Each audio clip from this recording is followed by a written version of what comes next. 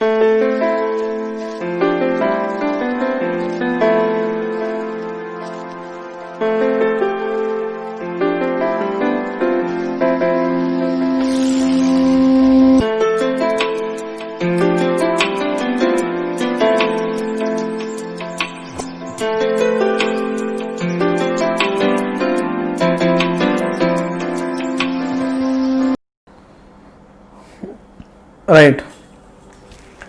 Let's continue where we have left off in the previous class. So now in testing purity of metals, what is it we are going to do? I will tell you. Now already I have told you very clearly, mass unit is kg, weight unit is Newton, weight is amount of gravitational force. This anyhow you knew it from the Newton's laws of motion chapter itself. Now here, how to actually differentiate this purity of metal? For example, if you take gold appears it is yellow, right? Now there is a possibility that pure gold itself, if you take pure gold is ductile. That means it can be converted into sheets. Like for example, if you take rings. In day-to-day use, when you are using the rings, when you are trying to catch a ball, or when you are trying to catch some object, or when you are trying to, in temples when you go, that coconut when you are breaking, in such kind of events what will happen? Your rings will, not everybody's ring, but some people's ring will usually bend. Now when the ring is bending more, what is happening? The ring is more pure. Ring contains more amount of gold. Don't think your ring is very bad if it is bending. My point is, more is the amount of gold, more is the malleability or ductility. I don't know exact word you will use in chemistry, right? That you can more bending will happen if it is more pure. My point is, rigidity will be there when it is less pure, and that bending effect, malleability and ductility, if I don't know whether I am using the word correctly or not, but that will be more if the gold is more pure. So pure gold, it will bend more. Impure gold will be more rigid. So now if you take gold, so it appears as if it is yellow, right? Now you cannot differentiate between gold, I think gold scientific name is aurum, right? And if you are mixing copper with gold, both appears as if some kind of yellow and gold are different colors. But my point is, you do not know which one is pure, which one is impure. Even if you have gone some time when you are free, if you go to gold shops, certain chains will appear with very big beads, but still they will have less weight. Some chains will be very, very small, chain or bracelet if you take, they will be very small, but still they will show more weight. I am not talking of mass, I am talking of weight. So what is happening here, and sometimes they will even talk in terms of wastage. What is that wastage I am talking is, like you cannot have pure gold molded into a ring or a chain. We need to add some impurities, some wastage will be there. Making charges are different, wastage is also different. So from that raw ore to conversion into that pure gold into particular expected this thing, in that particular process we need to add impurities. So pure gold thing is different, impurity is different. We'll add impurities for sake of getting desired shape. So now here if you take gold, mostly copper I suppose, I don't know. Okay, copper. I think it is copper. So impurity will be added. Okay, some copper will be added. Now let us say you have come to me and you have asked me to make some bangle. What will I do? Outer layer I will keep inner surface and outer surface I will keep gold. In between I will add copper. Now if I add copper, weight will increase, right? So this is not gold. Okay, so this is not gold, but if I add some already pure gold, if I add 20 grams, copper if I add some 5 grams for example, my ornament weight total it is 25 grams. Now per gram if it is some 5000, 25 into 5000 I cannot pay 1,25,000 for a bangle, because here I did not get pure gold of this much. I have got less. Only for 20 grams I will pay gold cost, 5 grams I need to pay copper cost, because he is cheating. You cannot get cheated. Okay, not everybody can get cheated, but mostly they will not do. Okay, but my point is you need to differentiate how much is the pure gold. You need to even as well differentiate how much is copper also. You need to know impurity as well as purity. So your buoyancy will help in differentiating how much amount of gold is there, how much amount of copper is there. If copper is not there, there could even be some air. Okay, even 1 gram if you are extra air, if it is locked, for example, even if it is 1 gram means around 5,000 cost difference will come. That is a huge amount. So we need to have some mechanism. So purity of metal, that can be done using buoyancy. Okay, so in the last class I have told you very clearly, your buoyant force is volume displaced into rho into g. So now your weight part we are talking. So now how to test this purity of metal or gold, I will tell you. So in air, first what we will do is, in air we will take the ornament. Okay, some weighing machine we will take and we will measure it. Okay, now when it is having both, okay, some gold is there, impurity is there. When it is showing the reading as W1, okay, your Kx it will show as W1 is the downward force. So your reading shown W1 is Kx. What is W1 means? Mass of copper plus mass of gold into G. Right? Now your W1 is, your mass is what? Volume of copper into density. Mass is volume into density plus volume of gold into density of gold into G. This is in air. Now look at this. Pure gold density, already it will be known. You can type in Google and check. I don't remember the value. This is also known. What are unknowns? This weight is also known when you are suspending in air. What are unknowns means?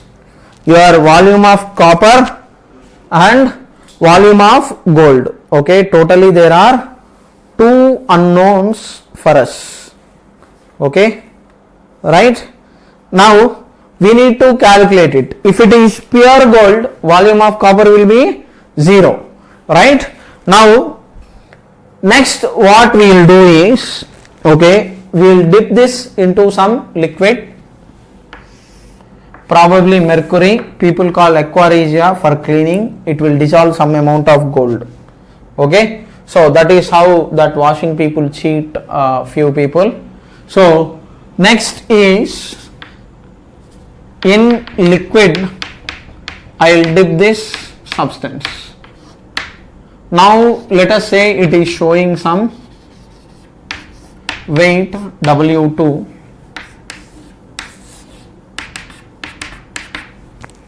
Now you will have Kx, you will have buoyant force gravitational force mg, which is W2.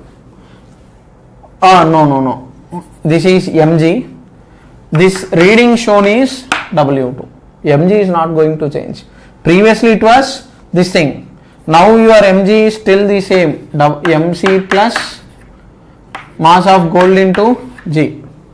Now your reading shown, weight is reading shown W2. So now observe carefully. In equilibrium, okay, your buoyant force is what? Total volume, right? Volume of copper plus volume of gold into density of liquid into G. Okay, total into G. Now in equilibrium what will happen? W2. Okay, in equilibrium your W2 plus buoyant force. Okay, in equilibrium it is W2 plus buoyant force. Okay, W2 plus buoyant force is equal to how much? Mass of copper plus this thing, right? So this is how much? W1. Okay, so mass of copper plus mass of gold into G. This entire term is W1.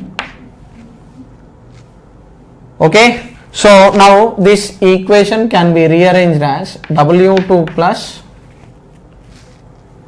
buoyant force, volume of copper plus volume of gold into which liquid we are immersing, that into W1. So from here, volume of copper plus volume of gold into rho of liquid into G is equal to W1 minus W2. Okay, now look at this. Okay, so this is known, this is known, this is known. What is unknown? Volume of copper, volume of gold. So this is unknown, this is unknown. So we basically have two equations and two unknowns. So you can solve this. That will give you volume of copper, volume of gold. So in pure gold, for pure gold, volume of copper will be 0. Okay, instead of this air, okay, instead of copper, air also could be present. Okay, so you will have basic questions related to this. So now you will be able to do these basic questions. So I don't need to discuss these kind of questions. You will be able to do it. Next is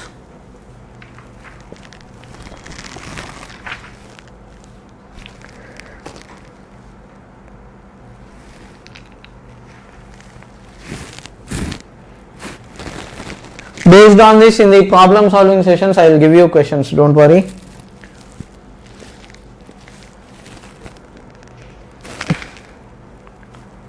Next,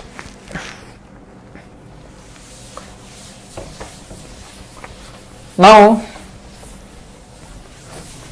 next is this rise of liquid and all. Some basic questions will be asked. So previous JEE questions have been asked on this idea. So you will have in the books, you will have questions like this. Already you have water, you are keeping some ice cube. Inside this there is some metal, or they'll give you some coin here and you will displace this coin and it falls into water. From outside you will bring some coin. In all these cases you are supposed to identify whether water level will rise or drop, what is it, and we need to give the tick the answer accordingly. Okay, so for this, anyhow I'll explain the logic what is there anyhow. Okay, so we will do the first case. Your first situation is like this. A piece of, this is like rise. For this I will keep heading as rise or drop of level of liquid when objects are being thrown. Okay, so first is a piece of ice floats on water. When ice melts, water will dash, rise, drop, same. Okay, many people will think the answer is, okay, water will rise, okay, when ice melts, but in reality the level will remain same. Okay, now we will develop the maths part for it. Okay, so let us take this situation. Let us say you have a cube, ice cube, that is floating inside water. Now this shaded portion is your volume immersed. Okay, so this is your ice cube. Ice density is approximately 0.9 gram per cc. Okay, and your water density is 1 gram per cc. So almost 90 percentile of this will actually sink inside water. Okay, density wise if you look at it. Okay, if it is a cube of side 1 centimeter, 0.9 centimeter will sink, something like that. Okay, now what will happen is when it is melting, whether it will rise or drop, or they could ask you questions even like this. You are pouring some more water. Pouring how much water this will sink or something like that, some basic questions will be asked, but for now let's stick to the only basic thing. In the problem solving session I will add lot of extra content, but this is enough for now, okay, to get the basic idea. Okay, so because mains people and NEET people, this is more than enough, but for advanced people some more extra information is needed, that I will anyhow cover in the advanced lectures and problem solving sessions. Now let us say you have this cube. Now you are supposed to decide whether it will rise or drop. Now your answer is it will remain same. How? I will tell you.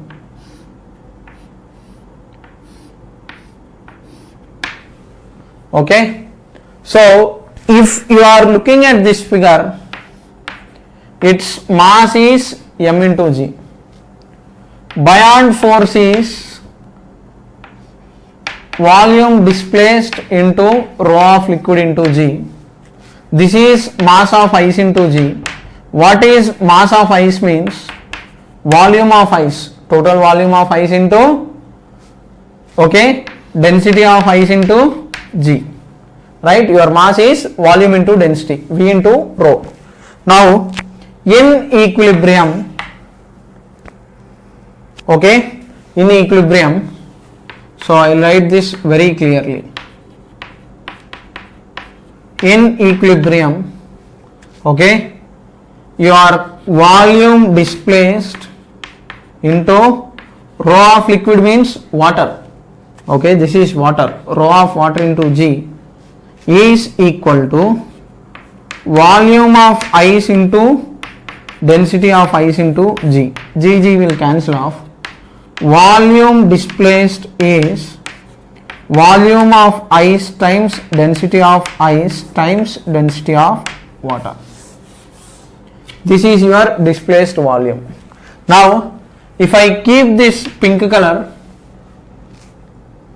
now what will I do is, if I take this ice cube, melt into water,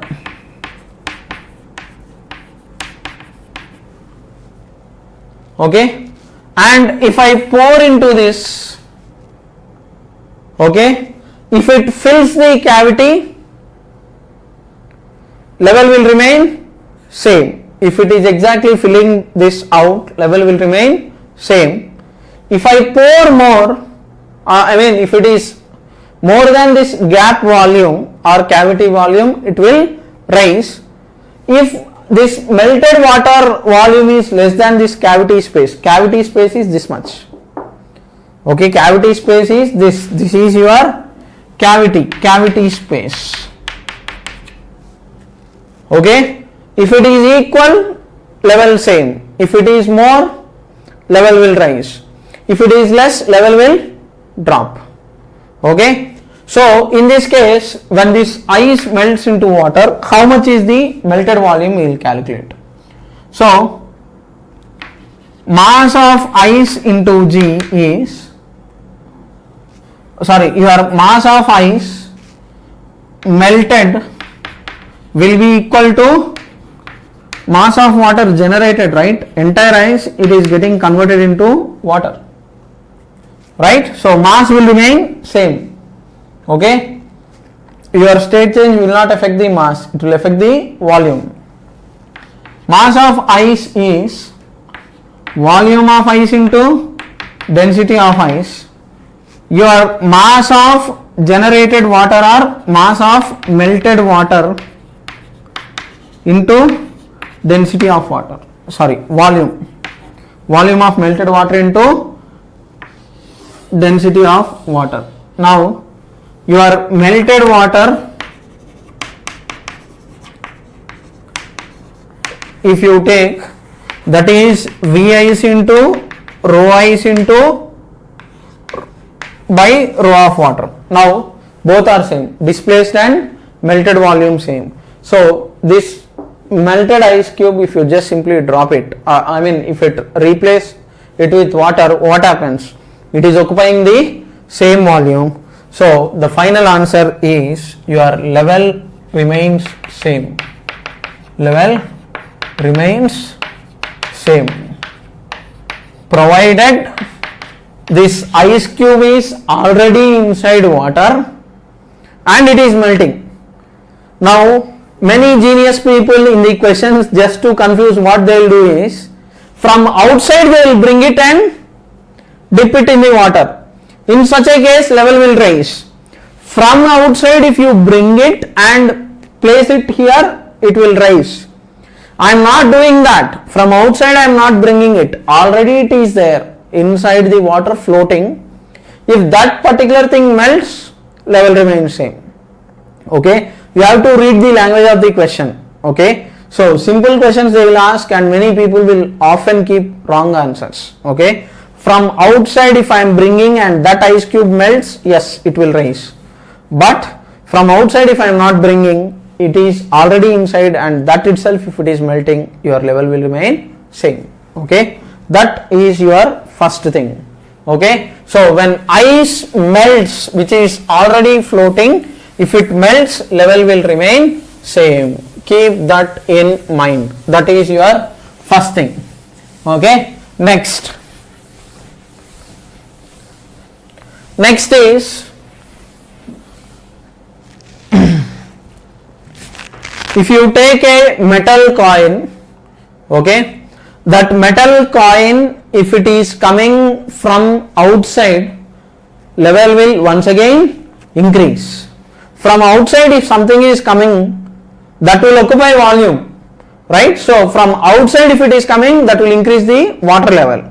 But now consider a case where, okay, I think it is 96 question, I don't remember. You will have, okay, 96 or 2003 somewhere, okay, I don't remember the years, some previous JEE question. Now here you have a situation where in which you have a wooden block, already it is floating like this. Wood's density is less compared to liquid. So lighter objects whose density is less, obviously they will float. Okay, heavier liquids, obviously they will come downwards. Now what is happening is, there is a coin, okay, there is a coin, metal,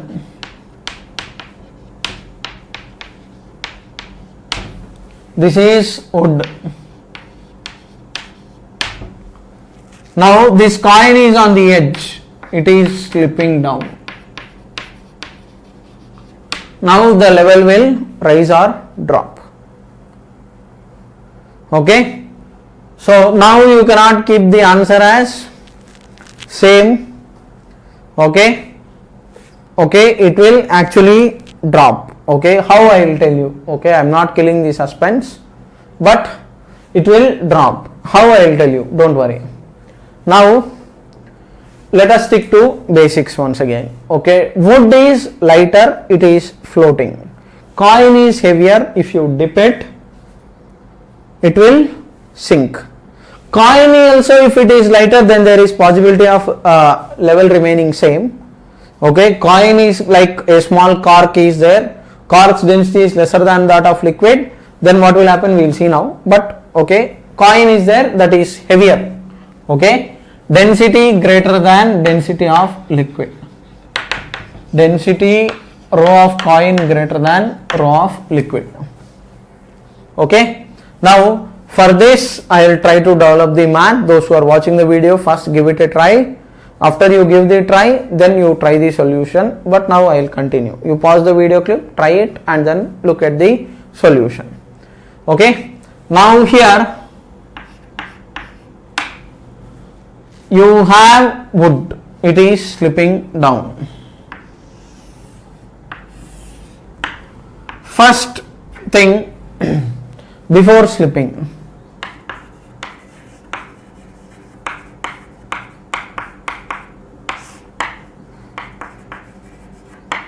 okay, gravitational force mg, buoyant force is this way. In this mg you have mass of wood into g plus mass of coin into g. Okay, together your buoyant force is upwards.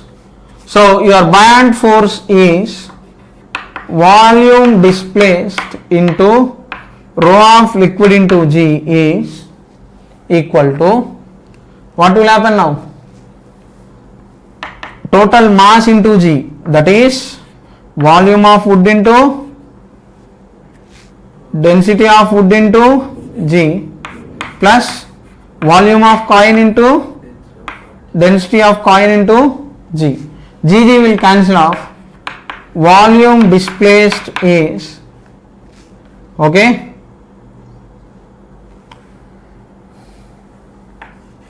volume of wood times density of wood by density of liquid plus volume of coin times density of coin by density of liquid. Okay, that is indirectly mass by density. Okay, so it is indirectly mass of wood by density of liquid plus mass of coin by density of liquid. Okay, now after slipping what will happen, that also we need to see. So after slipping, coin will go to the bottom, completely it is immersed. Now your total displaced volume, okay, so now your volume displaced, new volume displaced into rho of liquid into g is, okay, buoyant force on wood, how much it is?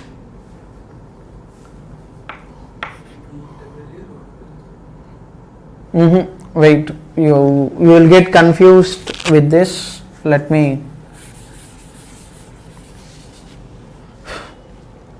Now, first I will calculate only this displaced volume, right? mg downwards, volume of wood into density of wood into g, buoyant force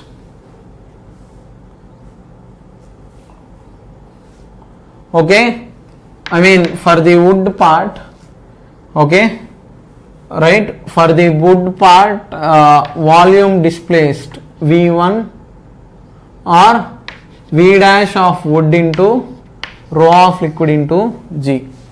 In equilibrium, for this part alone, for wood alone, VW dash is volume of wood into rho of wood by rho of L. It is same. For wood part, your displaced volume is same. For coin part, if you take, okay, this is your new displaced volume. Okay, new displaced volume of coin is, okay, your coin is completely immersed, right? So it is volume of coin. Okay, now final displaced volume is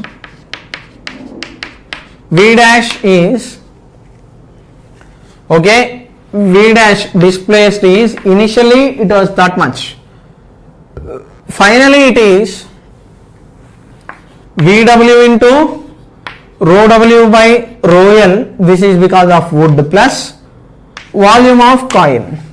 Now observe carefully,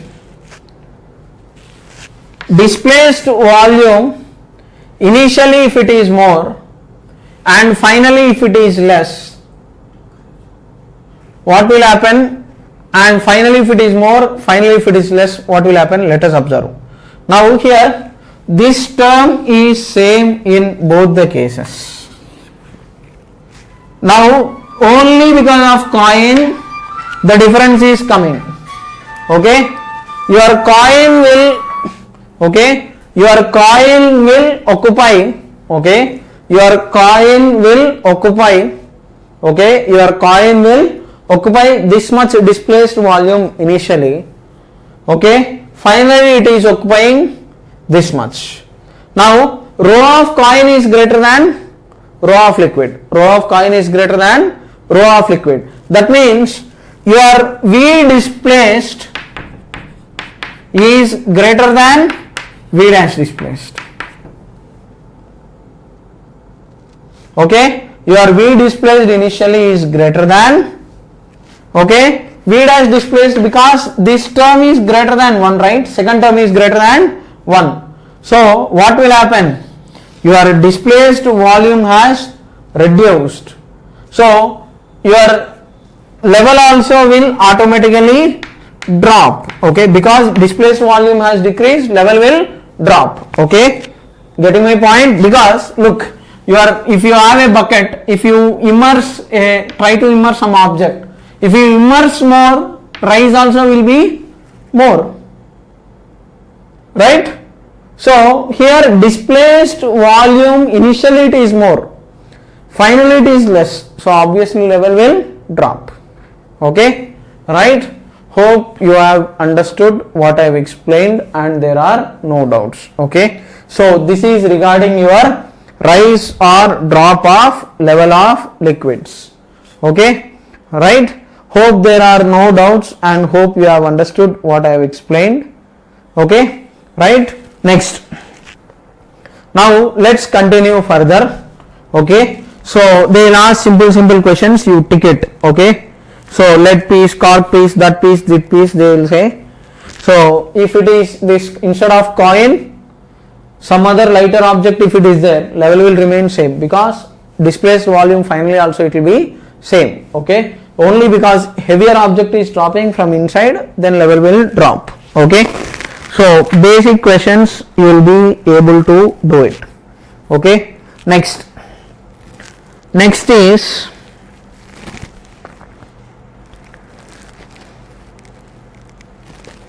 you will have questions related to torque. So let me do those questions as well.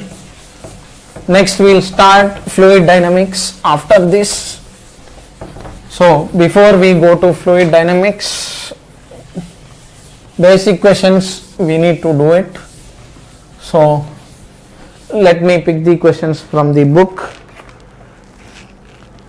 There is a wooden plank of length 1 meter and uniform cross section is hinged at the bottom as shown in the figure.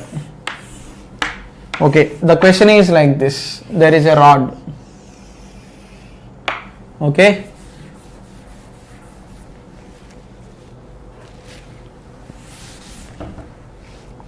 There is a big tank. Okay. You have to use the idea of torque. Length is 1 meter. Hope the question is visible clearly. Tank is filled up to a height of 0.5 meters. Up to 0.5 meters. You have filled the water. Specific gravity of plank is 0.5. All are 0.5s only. Your row of wood is, plank is 0.5. Specific gravity is given. I am okay. It is 0.5 times indirectly row of water. Okay. Specific gravity is, density is specific gravity into density of liquid. Find angle theta. This angle is theta. You are supposed to find out that angle theta. Find angle theta so that plank makes with vertical in equilibrium position. What is this equilibrium? Now you are supposed to answer it. Okay. Mass is it given?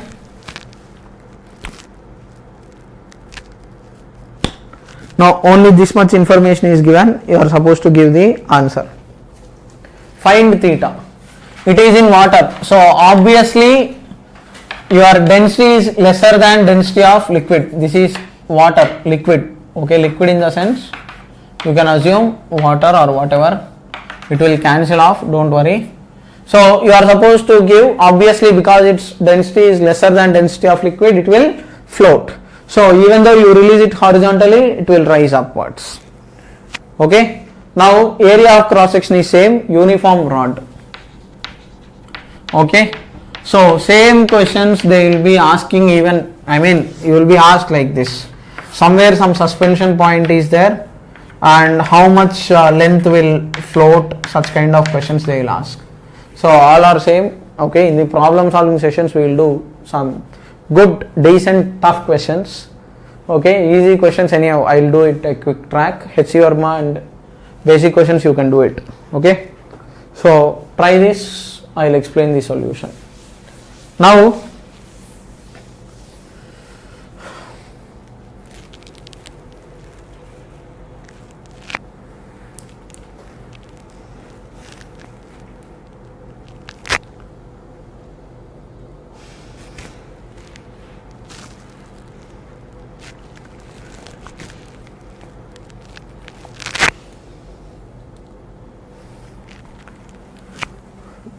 so to try this question, this pink color, this pink color portion is your displaced volume. Okay, rod center of mass, its weight will act W. Okay, mass of rod into G is volume of wood or whatever into density of wood into G will act at the center. Now your center of buoyancy, where will it act? Okay, that is important. Okay, you cannot just give the answer as you wish. Okay, from a distance of 0.5 meters, obviously rod center of mass, gravitational force will act. This is 0.5. Okay, that no doubt. So one more force will be there. So one more force here, what will act means normal reaction or some contact force will act in the vertical direction. Buoyant force you have to keep at correct position. So that you need to decide very carefully. So buoyant force will act somewhere here. Displaced liquids, center of mass, your buoyant force will act. So because of this your torque is out of the plane. Because of this your weight, your torque is into the plane. So clockwise, anti-clockwise torque will balance each other, and your net torque becomes 0. So that you need to decide and give the angles accordingly.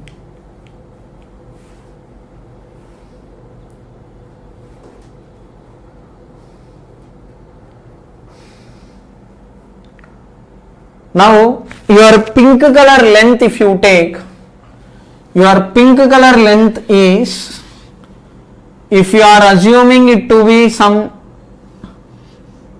h or some x cos theta, if you take this triangle, x cos theta is equal to 0.5, x is 0.5 cos theta for the pink color part, right? Any doubts? You have a triangle like this. This is your pink color one. Your height is given as 0.5. I need to take this as x by 2 and this as x by 2, right? Your buoyant force will act at center. Okay, this distance is required. This angle is theta. So for torque, okay, you have to take torque about this hinged point because this n is unknown. In equilibrium, net force is 0, net torque is 0. Net force means n minus mg minus fb, but this n is unknown. So taking force is of no use. You have to take torque. So if you take torque, torque is force times perpendicular distance. How much is the perpendicular distance means?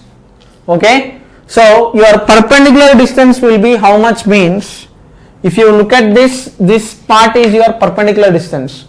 So it is x by 2 sin theta. So buoyant force into x by 2 sin theta, it is contributing to out of the plane torque. Okay, so Fb into x by 2. Watch my rotational dynamics lecture if you don't know how to calculate torque. Okay, that is equal to your gravitational force mg into, for this mg how much is the perpendicular distance means this distance, that is 0.5 sin theta. That is L by 2 sin theta indirectly. Your center of mass will act at L by 2.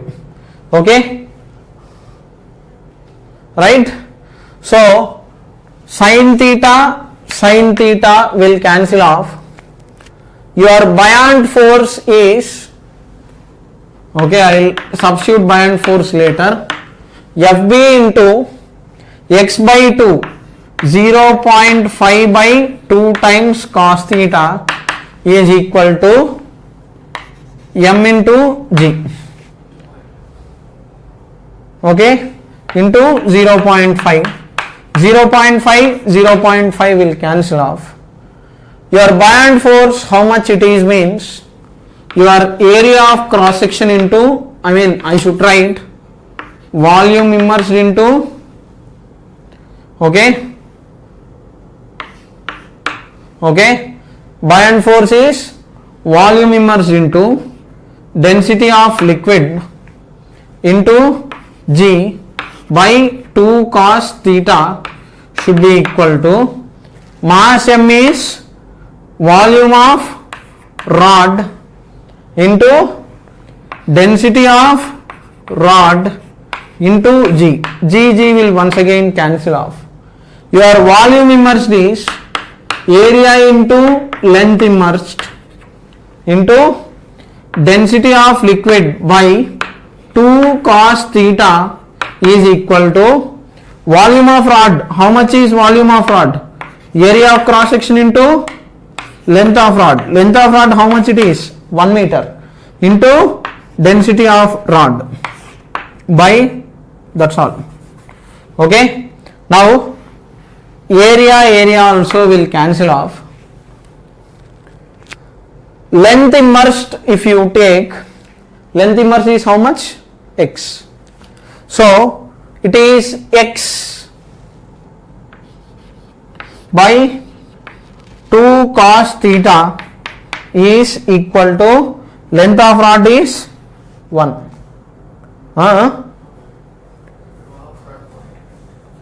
Okay, times length of rod is 1 times row of rod by row of length.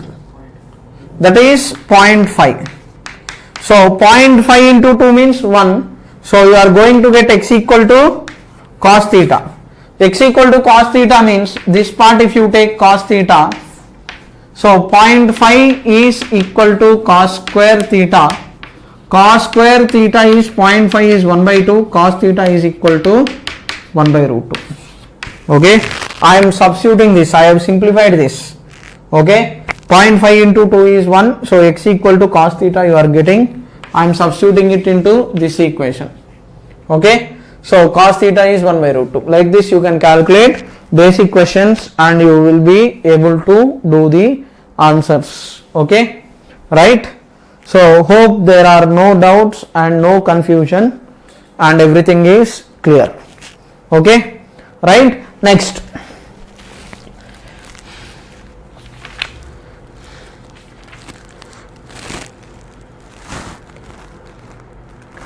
Time period related questions, anyhow we have done it in the last class. So with this we will stop today's lecture. So with this buoyancy is also done. In the next class we will be doing fluid dynamics. Now what I want you to do is, I have done only the conceptual part. Okay, in the problem solving sessions we will be doing more of different models.